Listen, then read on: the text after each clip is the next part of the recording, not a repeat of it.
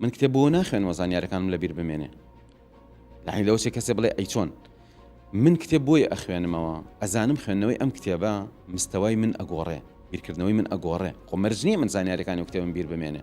بۆ نمونە ئەکرێت تۆ بڕۆی 100 کتێب بخوێنیتەوە، بە خوێندنەوەی ئەم 100 کتێبە تۆ ئەگەیتە مستەوایەک لە بیرکردنەوە لە تێگەشتن، ئەگەیتە مستەوایە کە ئەتوانی بڕیاری دروست بێ، ئەگەیتە مستەوایە کە ئەتوانی لە شت تێبگەی. ئێکەواتە من خۆم گرنگترم لە زانیاریەکانم. من ئەم کتێبە ئەخوێنمەوە سوودی بۆ خۆم هەبێ، بەلام و زۆر بە قیمەترە لەوەی سوودی بۆ زانیاریەکانم هەبێ.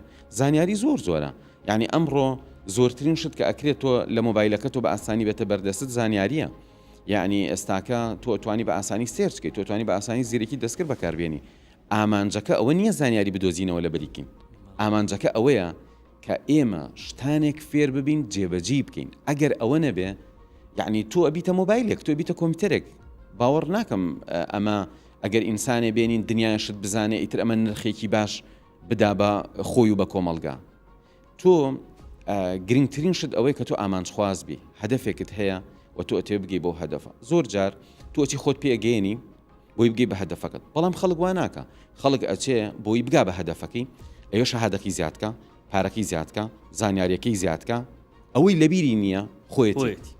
ئەگەر تەرکیزەکە لەسەر خۆت بێ، چۆن خۆم تەسکیەکەم، چۆن خۆم پەروەردەکەم، چۆن ئاستی خۆم بەرزکەمەوە، چۆن بیرکردنەوەکانی خۆم باشکەم، چۆن تەبیعەتی خۆم خۆشکەم.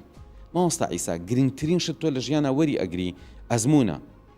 ئەم ئەزمونانە زۆر جار ناخۆشن، ئەن تۆ ئەزمونی شتانێکی ناخۆشەکەی تەبیعەتی تێگەیە.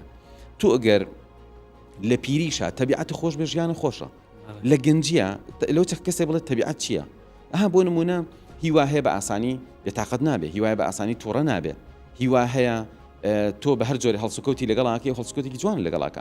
ئەمە ئەتوانین پێی بڵین تەبیعەتی خۆشە. ڕاستەکەی نازان چۆن ئەکرێ لە کوردیە ئەمە ناوی بنین، بەڵام بە شێوەیەکی گشتی لە کۆمەلگا خەڵک واڵێ ئەڵێ فڵان کەس تەبیعەتی زۆر خۆشە، ڕەفیقی خۆش. ئەم تەبیعەت خۆشیە بۆ نمونە، ئەم ئەزمونە، ئەم عەقلیەتە، ئەم تێگەشتنە خودی کەسەکەیە.